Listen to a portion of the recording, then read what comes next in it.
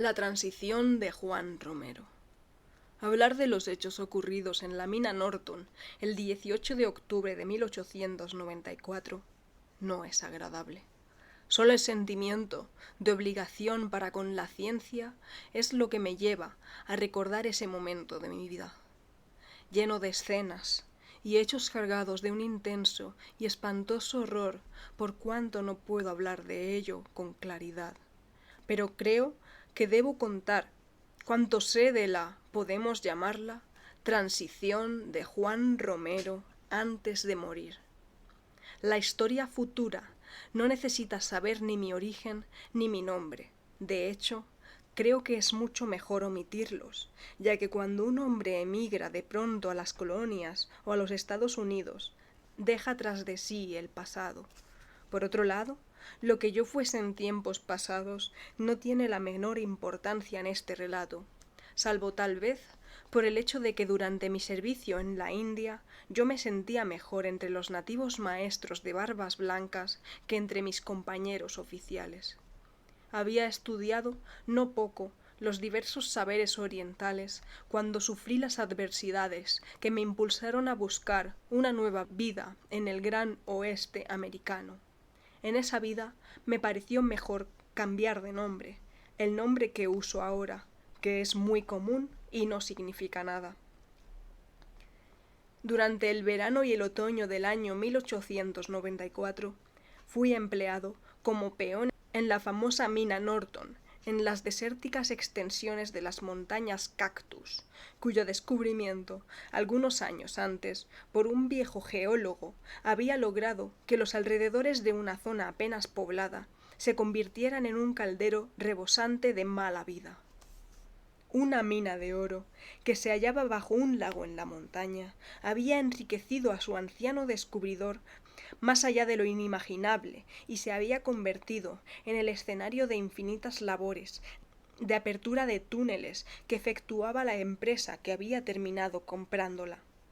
Se descubrieron otras grutas de oro y la extracción del valioso metal resultaba en extremo abundante, por lo que un ejército de mineros fuerte y variado trabajaba día y noche en las innumerables galerías y profundidades de piedra.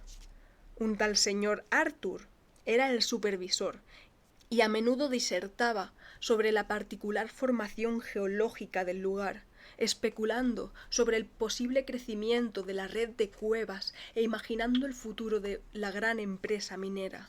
Él consideraba que pronto se franquearía la última de aquellas grutas auríferas, las cuales eran el resultado de la imponente acción del agua. Al poco tiempo de mi llegada y de haber sido contratado, también llegó a la mina Norton Juan Romero. Él era uno más de la inagotable masa de sucios mexicanos que venían del país vecino. Desde un principio me llamó la atención por sus rasgos que, aunque eran con seguridad del tipo piel roja, resultaban sin embargo llamativos por su tez clara y facciones refinadas, absolutamente distintas a las de los ordinarios greasers o payutes locales. Resultaba curioso que, siendo tan diferente de los indios hispanizados y de los indios puros, Romero no daba la impresión de poseer ni una pizca de sangre blanca. Él no era como el conquistador castellano, ni tampoco como el pionero americano. Él era, más bien, como aquel antiguo y noble azteca que viene a nuestra imaginación cuando al amanecer el callado peón se levanta y observa fascinado cómo el sol se pone sobre las colinas orientales y, al mismo tiempo, abre sus brazos hacia el planeta, como ejecutando un rito cuya naturaleza ni él mismo puede entender. Aparte de su rostro, Romero no poseía ni un rasgo de nobleza. Era sucio e ignorante, y su lugar estaba junto a los demás mexicanos. Me contaron más tarde que venía de los niveles sociales más bajos de la zona.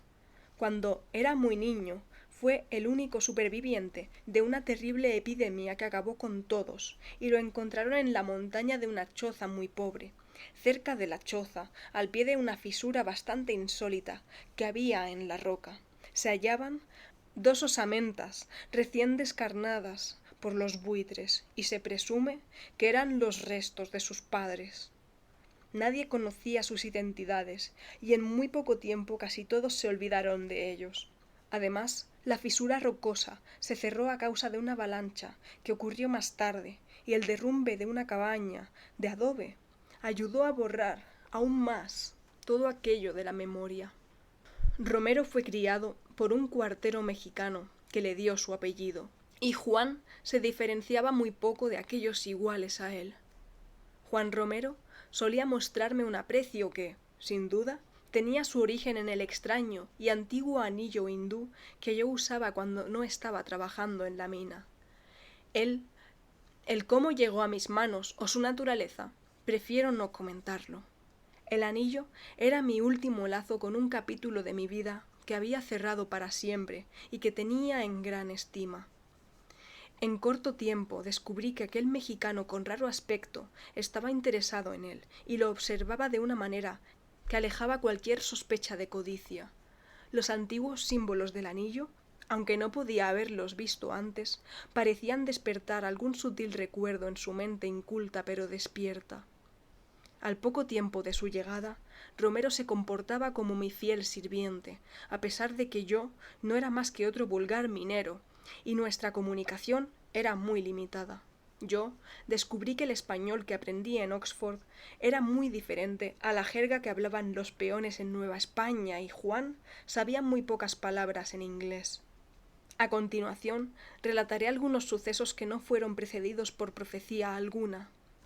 Aun cuando Romero me resultaba un personaje curioso y mi anillo le había afectado de manera tan particular, no creo que ninguno de nosotros tuviese una mínima idea de lo que ocurriría tras la gran explosión. Algunas consideraciones de tipo geológico recomendaban hacer una prolongación hacia abajo en la mina, partiendo de la parte más profunda del área subterránea y, creyendo el supervisor que sólo encontraría piedra sólida, fue colocada una inmensa cantidad de dinamita. Ni Juan Romero ni yo estábamos relacionados con ese trabajo, pero fue a través de otras personas que nos llegaron de las primeras noticias que tuvimos de los extraordinarios pormenores. La carga, seguramente más potente de lo esperado, pareció estremecer toda la montaña.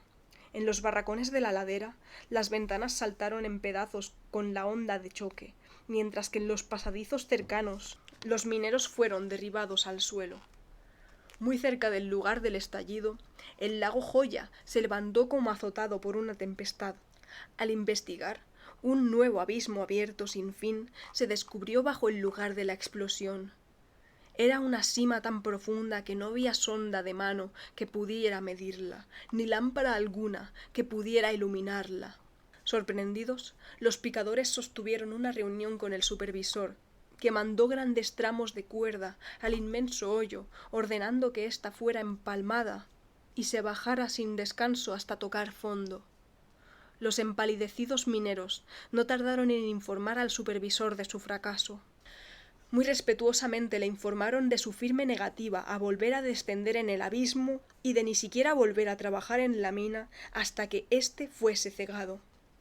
Era innegable que se encontraban ante algo que sobrepasaba sus expectativas, ya que hasta donde ellos habían experimentado, aquel abismo era infinito.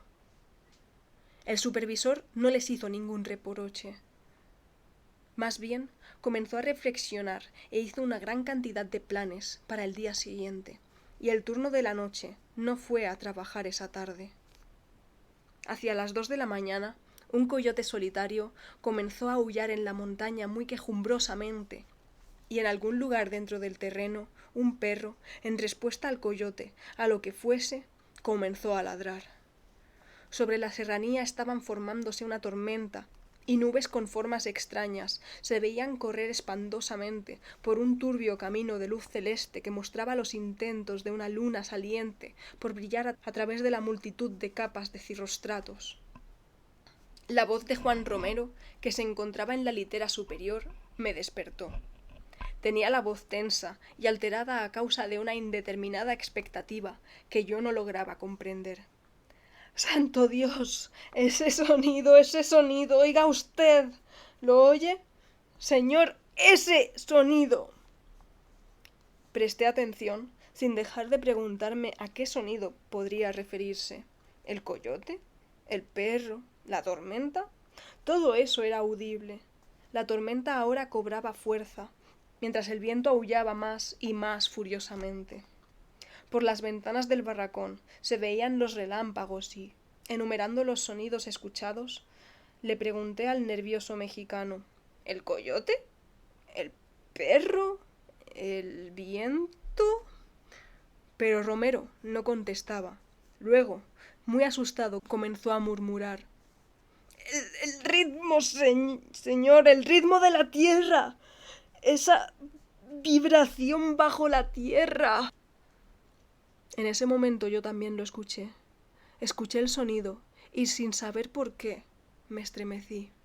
Abajo, muy por debajo de nosotros, había un sonido, más bien un ritmo, tal como dijera Romero, que, aunque era débil, se imponía a los sonidos del perro, del coyote y de la tormenta que arreciaba. Tratar de describirlo no tiene sentido, ya que es imposible de describir. De todas sus características, fue su profundidad lo que más me impresionó. Podría decirse que era como el ladrido de la maquinaria debajo de los grandes buques, tal como se siente cuando se está en cubierta, aunque este sonido no era tan mecánico, tan desprovisto de vida y de consciencia. Algunos fragmentos de Un pasaje de Joseph Glavin, de Edgar Allan Poe, ha citado con tremendo efecto, regresaron a mi memoria.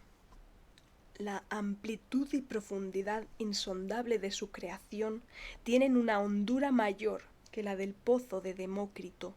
De pronto, Romero saltó de su litera y se detuvo ante mí para observar el raro anillo que estaba en mi mano, el cual brillaba de una manera muy extraña ante cada relámpago, y luego observaba intensamente en dirección a la boca de la mina. Yo también me levanté, y durante un rato estuvimos quietos. Afinábamos el oído, mientras el sorprendente ritmo parecía cobrar más y más vida. Entonces, aparentemente, como sin voluntad, comenzamos a dirigirnos hacia la puerta que se batía a causa del temporal, dando una reconfortante sensación de realidad tangible. El canto que brotaba de las profundidades de las que emergía el sonido aumentaba su volumen y su definición, y nos sentimos irresistiblemente urgidos a salir hacia la tormenta y hacia la hueca negrura de la mina. Ningún ser viviente se cruzó en nuestro camino, ya que los hombres del turno nocturno habían sido liberados del trabajo y, sin duda, ahora se encontraban en el poblado de Dree Gulch, regando siniestros rumores al oído de los taberneros semidormidos.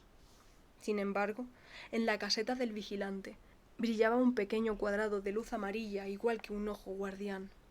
Al pasar, me pregunté cómo habría afectado el rítmico sonido al vigilante, pero Romero tenía prisa y yo le seguí sin detenerme. Aquel sonido profundo se convirtió, definitivamente, en algo compuesto según entrábamos en el pozo. Yo estuve mucho tiempo en la India, como bien saben, por lo que pensaba que era terriblemente parecido a una especie de ceremonia oriental, con sonar de tambores y cánticos de incontables voces. Romero y yo, sin vacilar, cruzábamos túneles y bajábamos escaleras, dirigiéndonos todo el tiempo hacia aquello que nos atraía, aunque con resistencia, y presos de un cierto temor. En algún momento creí haber perdido la razón. Fue cuando me di cuenta de que el camino estaba iluminado sin hacer uso de lámparas ni velas. Entonces descubrí con asombro que en mi dedo el viejo anillo resplandecía con una gran radiación, iluminando todo con su pálido brillo a través del aire húmedo y pesado en el que estábamos inmersos. Sin previo aviso, tras bajar por una de las abundantes y rústicas escaleras, Romero echó a correr, dejándome solo. Una nueva y extraña nota en aquellos cánticos y redobles,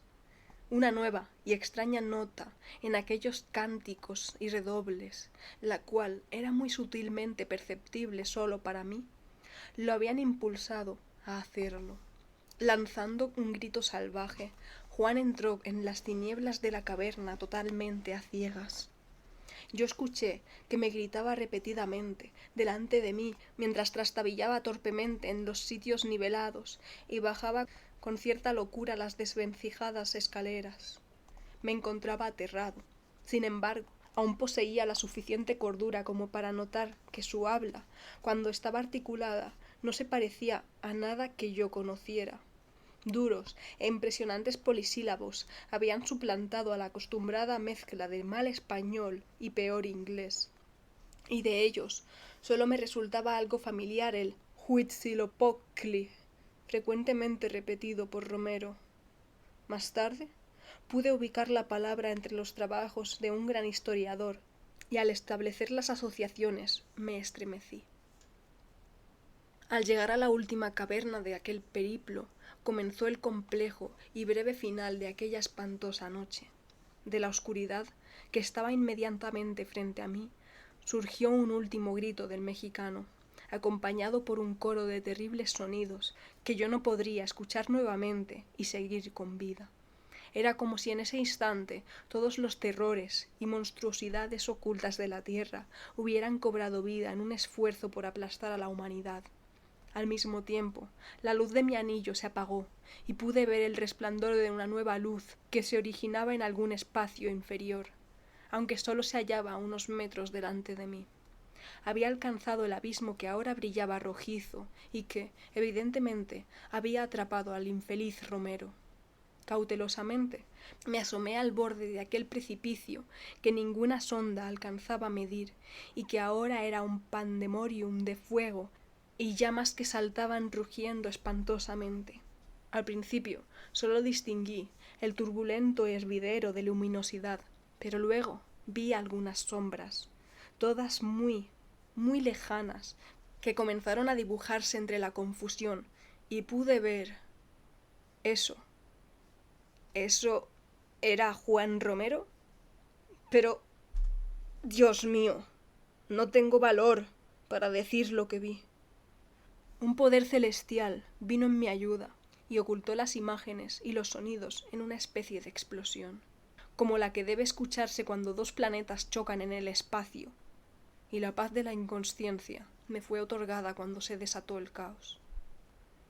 No tengo idea de cómo continuar, ya que se sucedieron unas situaciones muy particulares, pero debo intentar llegar hasta el final, sin tratar de diferenciar lo que fue real y lo que fue ilusión.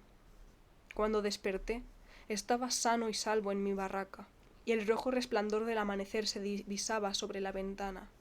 Más allá se encontraba sobre una mesa el cuerpo sin vida de Juan Romero, rodeado por un grupo de hombres, entre los que estaba el médico del campamento.